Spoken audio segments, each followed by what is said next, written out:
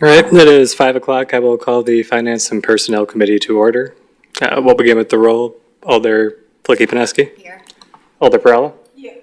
Alder Feldy is excused. Alder Ackley is unexcused. Mitchell is here. That makes 3. We have a quorum. Will you all please join me in the pledge? I pledge allegiance to the flag of the United States of America and to the republic for which it stands, one nation, under God, indivisible, with liberty and justice for all.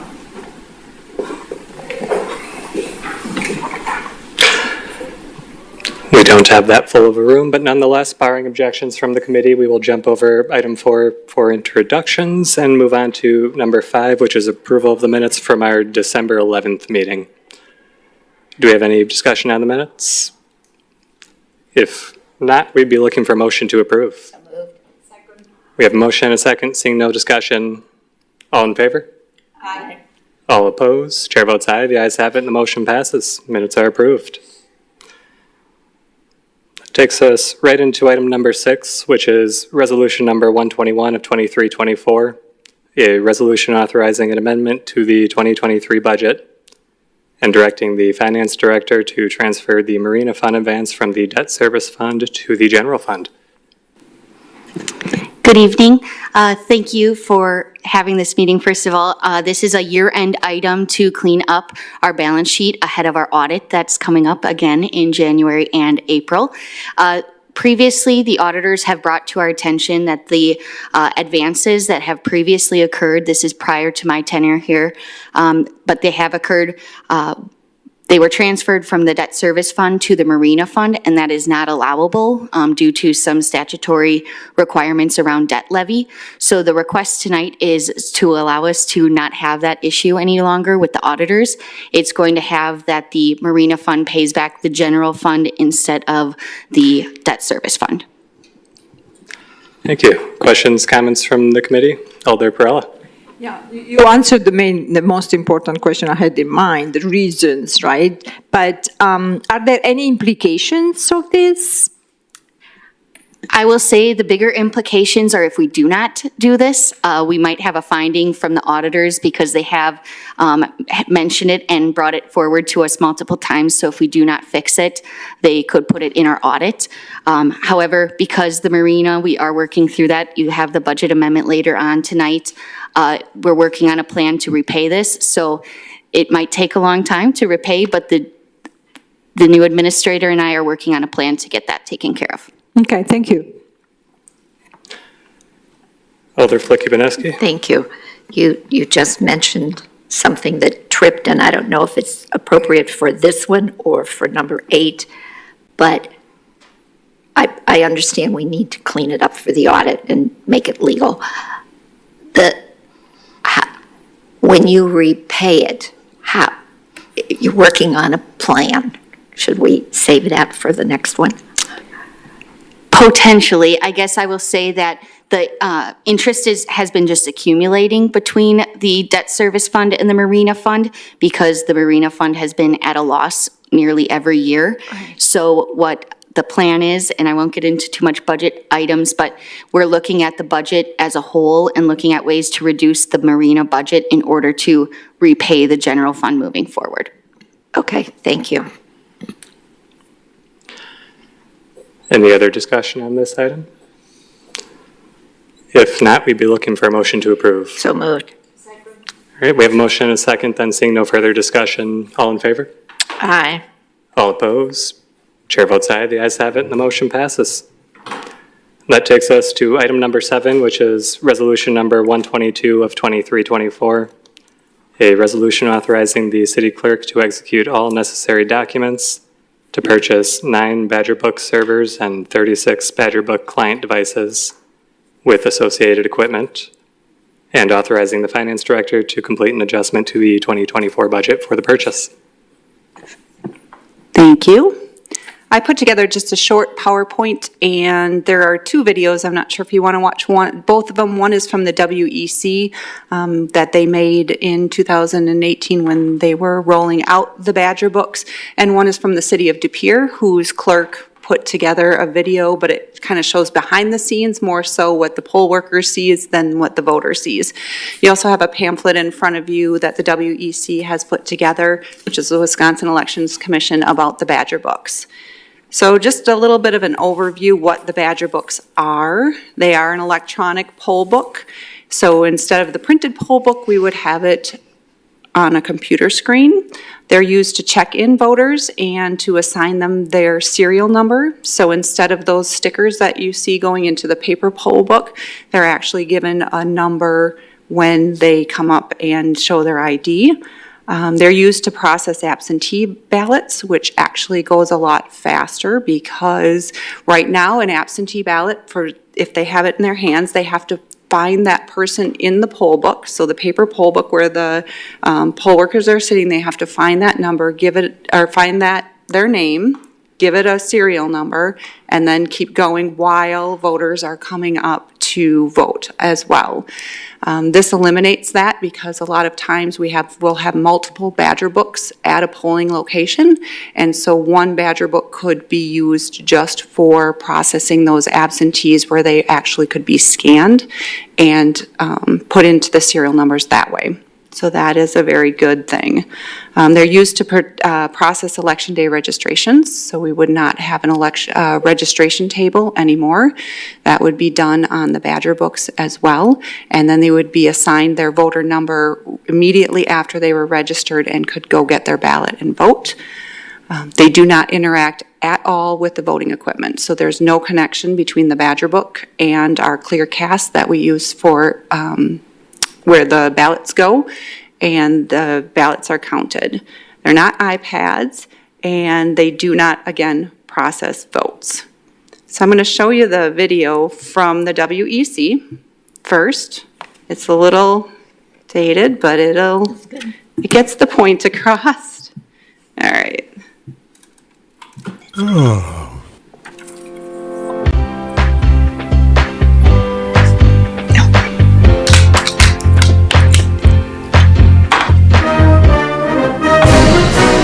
It's election day, which means it's time to head to the polls. You've researched your candidates, made your decisions, you have your photo ID, and made it to your polling place. Now it's just time to sign the poll book? What's this? It's a Badger book. Badger book? Yes, it's a Wisconsin electronic poll book. Electronic? Yes. I don't know. You mean we're replacing the poll book now with tablets? What if somebody hacks it? That's a valid concern, but I can assure you that's not possible. I don't know. With the internet these days, you gotta admit, anything's possible. Well, actually, the Badger books are not connected to the internet. Oh, really? Yes. Well, what was the matter with the paper poll books? Those were working just fine as far as I could tell. Well, this is just an electronic version of that paper poll book. The data on the Badger book is the same data found on the poll book, which is the only data necessary to check in voters. Badger books are helpful tools for voter check-in and registration following the official process. When you check in, you still need to state your name and address, show your photo ID, and sign to get your ballot, just like a paper poll book. The difference is that this process is faster on a Badger book. And if you happen to be in the wrong polling place, the election inspector will get the address of your correct polling location from the Badger book. If you need to register to vote on election day, it is also the same process as before. You still need to state your name and address, show your proof of residence, and sign your name at the end. When you complete registration, you can check in to vote at the same station. And if you bring your Wisconsin driver license or state ID, the poll worker can scan it and import the relevant information on it to Badger Book, which reduces errors from handwriting. After Election Day, Badger Book's efficiency allows your voter participation to appear sooner on myvote.wi.gov website. But I'm terrible with technology. You don't have to be good with technology to use a Badger book. It's not a self-check-in like you might see at the doctor's office. Same as a paper poll book, the only time you'll have to use it directly is when you sign it. The poll worker does the rest. Well, that's great. But how do you keep the data on Badger Book secure? The Badger book is not connected to the internet, so hackers have no way of obtaining the data. Your municipal clerk has to be granted full access to the system after extensive training and must use multi-factor authentication every time they log in. Badger books have many functions, but there are still things in the polling place you won't be doing on them. For example, voting itself doesn't happen on a Badger book. You'd still do that as you usually do. Also, you won't have to join a line based on your name or ward when you get there. And you won't be able to get your sticker from a Badger book. Just remember these 3 things. 1. Badger books are not connected to the internet and you must sign in order to receive your ballot. 2. Your personally identifiable information is not listed, just like in the paper poll book. The election inspector only sees your name, address, and voter registration number. 3. Please be patient and kind to the election inspectors, as this may be their first election using Badger books. They don't interact with the machines every day, so they may take their time to get everything right for you. Thank you for taking the time to learn more about Badger books and how you will interact with them at your polling place on Election Day. If you have additional questions about Badger books, please ask your municipal clerk. Okay. So that's the video. Let's go back to the slideshow here. Here we go. Okay. So again, they're not connected to the internet. Alder Felicki-Paneski had asked about why we're getting 9 and 36. One is actually a router that you have to have that talks to the rest of them. So that is why they put them separately, because one has a little bit more hardware than the others. But they are not connected to the internet. These are questions off the WEC site. Uh-oh, are we playing something else? Hold on one second. The chief inspector self-evaluate. Okay, sorry about that. Okay. So our Badger book's connected to the statewide voter registration system. So that is our WSVote that we use to input registrations and things like that. They're not connected to that either, because WSVote needs the internet to work. So what happens before an election is we would download the poll book and print them on our printers and send them to the polling places on Election Day. This is the same thing where we take the WSVote and we download it onto the Badger book. So that's the only information that's on the Badger book is the same that would be on the paper poll book itself, if that makes sense. Same thing as how it's printed.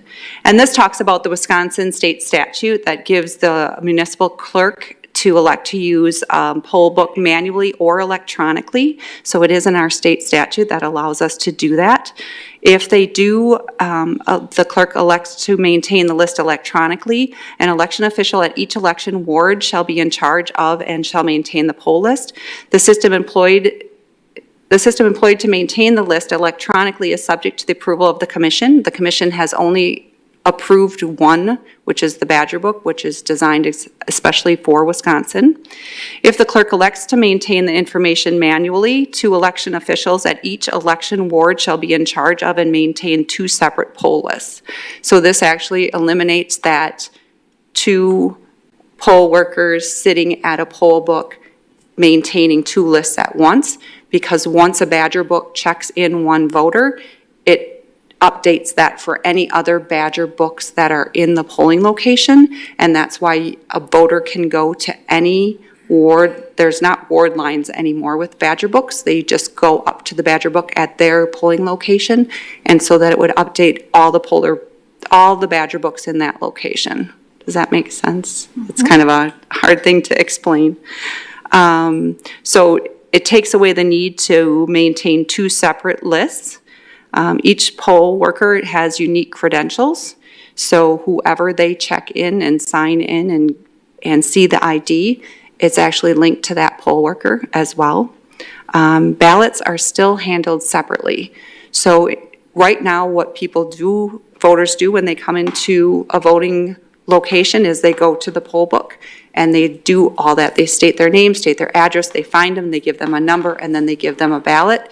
This is a little bit of a different process where they would come in, check in, the Badger book prints a receipt that shows who they are and what number they are. They then take that to a different table where 2 election officials have to issue the ballot to them, because they still have to initial the back of of the ballot for them. So it's more of a two-step process than the one-step process that we have right now. Okay. So who currently uses Badger Books? So in the state of Wisconsin, there's 83 cities, and I just put some of the bigger cities that use them: Appleton, Cedarburg, Delafield, Green Bay, 132 towns, and 84 villages. And then Sheboygan County, there's a list of all of the people in, or all the municipalities in Sheboygan County that actually use the Badger Books as well. I did have the opportunity to talk to the clerk in the city of Appleton and to the village of Kohler. They only had good things to say. Of course, there's some things with storage and other things that they talked about, but they said, especially like the city of Appleton, she said even the poll worker that was the most reluctant, halfway through the day was raving about how they worked. So that was good news to hear. Same thing with the village of Kohler. So the benefits, as the video kind of mentioned, the human component is minimized. The photo ID can be scanned. It eliminates stickers that we've seen stuck sometimes to clothing or lost, or stickers sometimes. This happens in a poll book where the sticker ends up in the right one in the county book because that's where the voter signs, but the other person may have put the sticker on the wrong line, on the upper one or the lower line. It's just human error. That eliminates that. The absentees is a really big deal, as since 2020 our absentee ballots have increased quite a bit. It's coming back down, but it's increased, and that saves some time there. The big thing, voters don't need to know what ward they're in. They come to the polling location, and if they're in the wrong location, the Badger Book also tells them where they need to go, so the poll worker can help them. It decreases the processing time, paging through the books. One thing that Cheryl from our office said too, depending on how their name is put in the poll book with spaces or capitalization, that eliminates that as well. They have been utilized for 6 years, so we would not be the first municipality, so that's a good thing. Another huge time saver is after an election. What we do now is everybody that registers on election day, all of those paper registration forms, there's thousands, especially after a presidential, 3,000 to 5,000, those all have to be manually entered. So that when those are entered at the polling location and in the Badger Book, they're automatically in there, and that eliminates all that manual entering. The other thing that we do in our office after an election is every voter has a barcode next to their names, and we have binkers. So we go through all of the poll books and have to bink in their election participation, which is why it takes up to a month for your election participation to be seen on My Vote, because that's what we're doing in our office, is scanning each of the not the votes, the participation of the voter. This is automatically done after the Badger Books, so that saves a lot of time in our office. And from what we have talked to people that have used them, they're pretty easy to use, which is a good thing. Considerations, it does change our process, which would be something that would be, again, to the next is educating and training for our poll workers and for our voters. Storage, we're getting 45 new machines, and that's 2 per tote from what Appleton tells us, and they're in totes, and those stay in our office, so glad we have a big office to store those things. They are currently back ordered. They're hoping that by the end of January they would have them for us. Our plan would not be to implement them until the August election. My hope would be to not have our presidential election be the first time we would use the Badger Books, that we would use them in August. That's the same thing we did with our ClearCast several years ago when we got the machines the first time, is that we were able to use them at an August election, and that just helps get some more training and get some of the questions out that are needed before a big election like presidential or gubernatorial. So that's what I have, but I'm free to answer questions. Do you have a video from? Oh, do you want to see the other video? Okay, yes. By all means. Yes.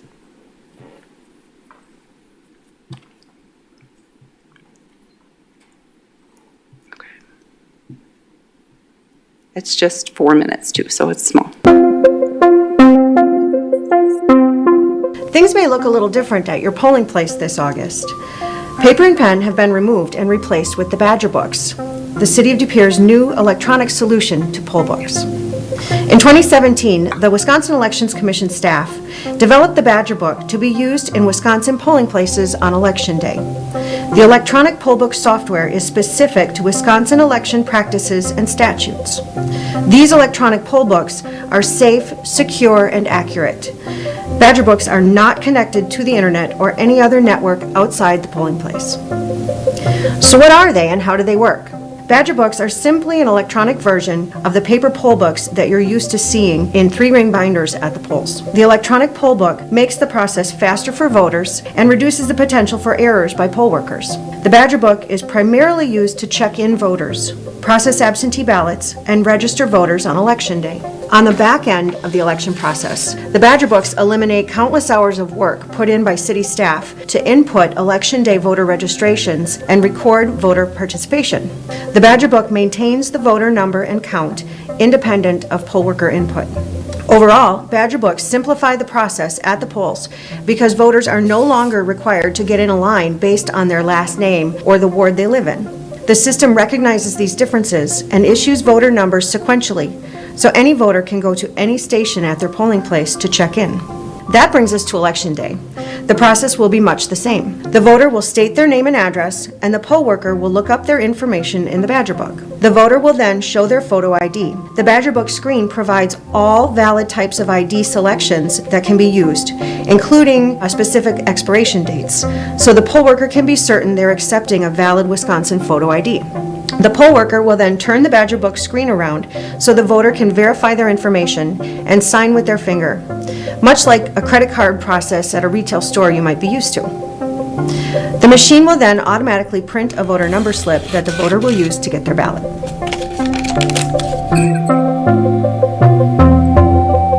And here's a few important things to know. The Badger Books do not contain any confidential voter information. Hacking a Badger Book is not possible because the books are not connected to the internet. They are only connected via LAN to the other machines at the same polling place. Election Day registration information is encrypted. The Badger Books have the entire statewide voter database. And why does this matter? If a voter shows up to vote in De Pere, but they actually live, for example, in the town of Lawrence, the system automatically alerts the poll worker about the voter being in the wrong polling place. The system can provide the poll worker with the voter's correct information, and they can pass that along to the voter. Voters can also register to vote on the Badger Books. Voters looking to register won't need to stand in one line to register and then another line to check in. Finally, just want to tell you that because this is a new process for our poll workers, please be patient and kind as they learn the new process. Badger Books were created by the Wisconsin Election Commission to improve the voter process. While the poll books may look different, they should make check-ins simpler and faster. Plus, the process cuts down the time it takes for city staff to input Election Day voter registrations and records of voter participation. The electronic poll book software is specific to Wisconsin election practices and statutes. Most importantly, the new electronic poll books are safe, secure, and accurate. We'll see you at the polls.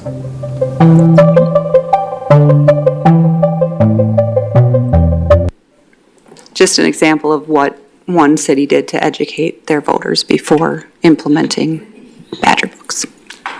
My kudos to De Pere and the production quality of their video.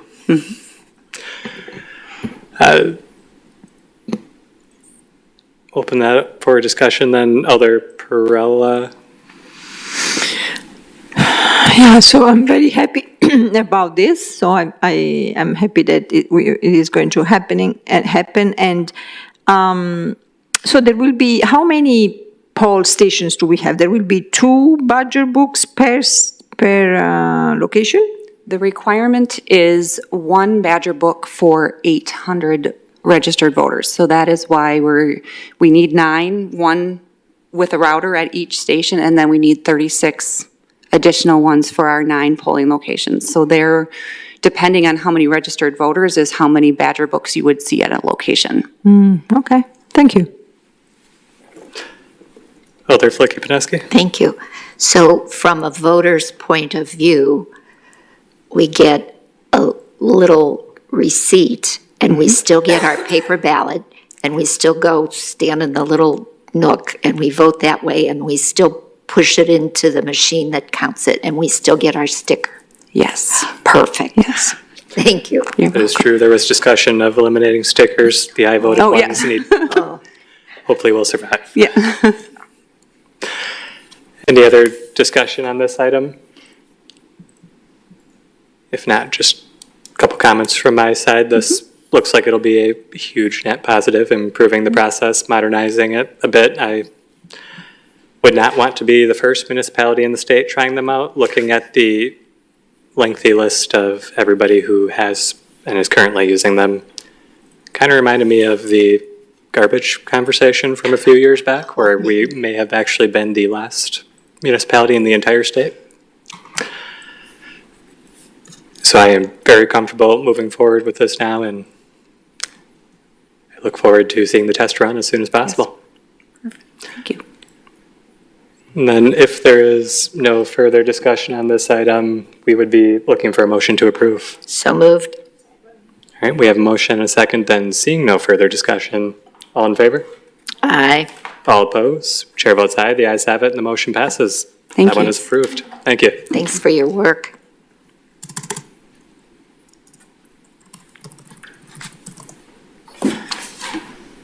That will bring us to item number 8, which was resolution number 125 of 2324, a resolution authorizing an amendment in the 2024 Marina Fund budget due to the change in management structure. Thank you. This item is brought forward to you due to the discontinuation of the Marina contract with F3 Marina. Previously, we had one expense line that just captured all expenses that were recorded by F3 in a QuickBooks software. Since we will no longer be needing QuickBooks because we will be doing all accounting internally, I'm requesting that we move the funds that were previously in that one account to the multiple accounts that we use for our normal accounting for all of our other funds. I will say that in the budget amendment, there is approximately a $23,000 surplus of fees or revenues over expenses at this time. What is built into that is a discount that can be considered for the marina for 2024 due to the reduction of services for the year that is being planned by Public Works and Administration at this time. So that is already built into what you see before you. So I think on a normal annual basis, when the services are back to more the normal of what we project to see in the future, that surplus would be larger, and that's why we would be paying back the previously approved debt service fund, now general fund deficit balance. Questions, comments on this one?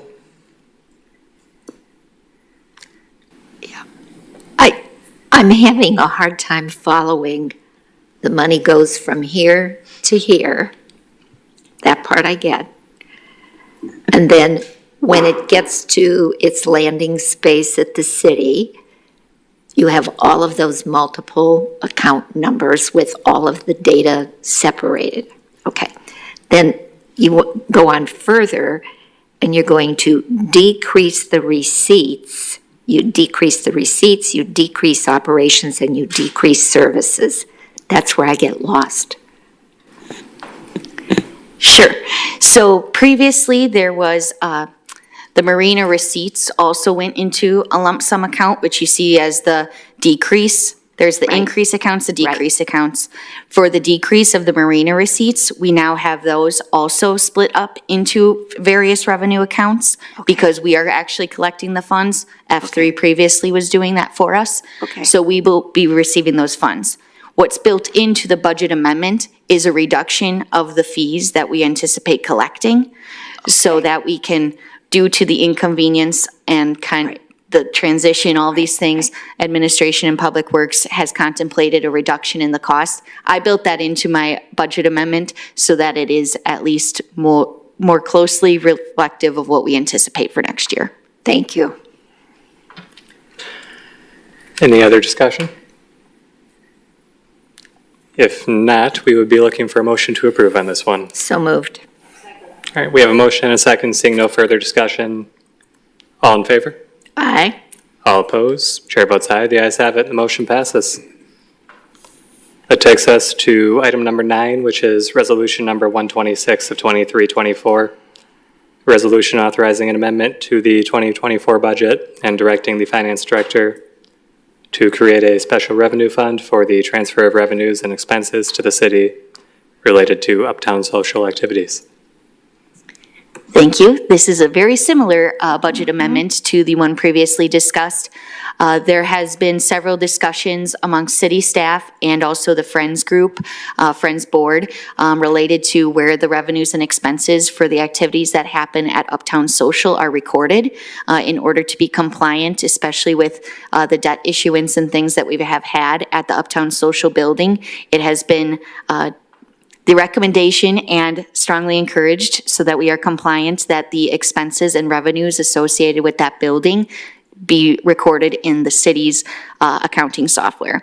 In order to do this, I am recommending that we create a special revenue fund, since historically a lot of the initiatives and things that the memberships and all those things went towards were handled in the Friends software, also QuickBooks. But that was done, so it was segregated money that could be used for programming and things specific to the memberships that are being paid for. So I'm recommending a special revenue fund so that those memberships and the associated program all are contained within one fund rather than in the general fund.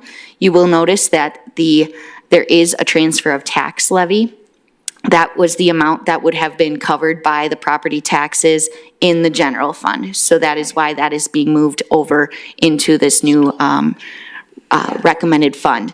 Additionally, I want to just point out that, again, there is a surplus of revenues over expenses anticipated for 2024 of approximately $41,000 in this fund.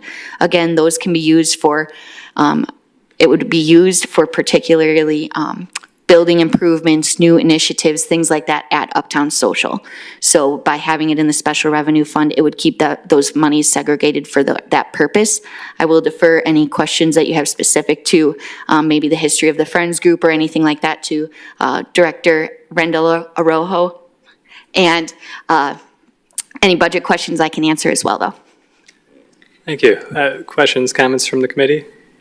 Alder Flicky-Paneski? Thank you. Will the Friends Group as the Friends Group and the Friends Board still be maintained? Yes, so the Friends, this is a big change for the Friends, a really big change. And so in Q1 of 2024, there will be some re-strategizing of the Friends. Essentially, the Friends really should be and should have been this entire time really focusing on charitable giving. So the Friends will continue to maintain their own individual accounts, to maintain their own 501c3 status, and will, instead of paying any sort of attention to earned revenues, will focus entirely on charitable giving and fundraising. Okay, thank you. Any other questions, comments? If not, we'd be looking for a motion to approve. So moved. Second. There's still opportunity to comment if you would like.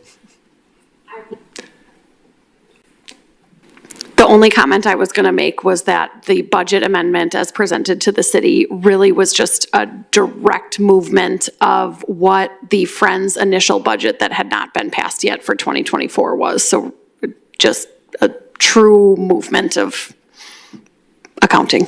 Perfect. Thank you. Thank you. All right, then we have a motion and a second on this item. Seeing Alder Prella? Thank you. I just was wondering, And this is only partially related for the Director Kruger. So you, as a city, we are going to have, and you don't need to necessarily respond to that right now, but you are going to have, so more work from the marina, obviously, more work from the Uptown Social. Are you going to, do you have enough workforce for that, for all this? I will say there have been discussions about how the finance department can support these areas, and you may hear something coming forth soon. Good for you. Thank you. And I would add, I currently do the bookkeeping for the Friends of Uptown Social, so it's really just going to be how I do my work, too. Thank you. Okay, now we have a motion and a second, and seeing no further discussion, all in favor? Aye. All opposed? Chair votes aye. The ayes have it, and the motion passes. We have a recommendation for a new special revenue fund. I can't say we have it yet. That does bring us to item number 10, which is resolution number 127 of 2324, a resolution authorizing entering into a development agreement with Partners for Community Development Incorporated and KG Development Group LLC regarding an affordable housing project to be located at the corner of North 13th Street and Erie Avenue. Do we have anybody present that would like to speak to this one? I'm available for questions. I don't have anything specifically prepared for you. Alder Perrella. I just would like to have some clarification about the funds from the city. So I understand, there is 3,600,000 and there is the 250 of the CDBG. So can you please summarize it again for us? So the 3,600,000 is a grant? Correct. So the 3.6 million was, as I understand, discussed prior to my arrival here with the city, as the city planned for the ARPA funding. So the ARPA funding really has to go out as a grant, because if it's repaid to the city and we're not able to spend it again before the deadline of December of 2026, then it would be returned to the federal treasury. So in order to really keep the money in our community, our goal is, and the feds actually say, we have to have projects committed and the funding committed by the end of 2024 and spent by the end of 2026. So that portion will be a grant to the project. The CDBG portion, it will be a low-interest loan. So it's a 1% loan. They just would make interest-only payments for the 20 years of the agreement, and then it would balloon at 20 years for the repayment of the principal. Just one follow-up. So there was some, about the agreement itself, I was just curious. I know that it's 20 years, right? And this is low income. So after 20 years, the owner or whomever is at that point has the prerogative to change that, right? They do, and that is true with, and this is consistent with the LIHTC credits, the low-income tax credits, that really makes this project work. And so so we stay consistent with those regulations, just for simplicity. Mm-hmm. Otherwise, it would only be the $250,000 that would be requiring the low mod income benefit. And frankly, doesn't really, yeah. So Right. we just stay consistent with the tax credit law. Thank you. Alder Flicky-Pineski. Thank you. I would just like to observe that this project has been worked on for years. So I am delighted to see that it's actually going to move, hopefully. Thank you. Any other questions or comments on this one? I will keep mine brief. I too am happy to see this project moving forward. And then seeing no discussion, we would then be looking for a motion to approve. So moved. All right, we have a motion and a second for recommending approval of the development agreement. Seeing no further discussion, all in favor? Aye. All opposed? Chair votes aye. The ayes have it, and the motion passes. That brings us up to item number 11, which is resolution number 128 of 23-24. A resolution authorizing an amendment to the 2024 budget and obligating $3.6 million of the American Rescue Plan Act funds and $250,000 of Community Development Block Grant, CDBG, funds to the Gateway Apartments at North 13th Street and Erie Avenue, including the parcel numbers that are listed in the agenda. Did you have anything that you wanted to add for this one, or? I would we only can open just it? say that this is the resolution that supports the development agreement you just approved. First one was the agreement. This is Give them the money. obligating the funds on our side. Any questions or comments from the committee? If not, we would be looking for a motion to approve on this one as well. So moved. All right, we have a motion and a second then. Seeing no further discussion, all in favor? Aye. All opposed? Chair votes aye. The ayes have it. The motion passes. That item is approved. This was our last meeting of the 2023 calendar year. The next regularly scheduled meeting date at this time is scheduled for January 8th of 2024. With that, we have exhausted our agenda and are looking for a motion to adjourn. Second. We have a motion and a second. All in favor of adjournment? Aye. Aye. All opposed? Chair votes aye. The ayes have it. The motion passes. We are adjourned. Thank you, everybody, for attending a finance meeting immediately following your holiday break.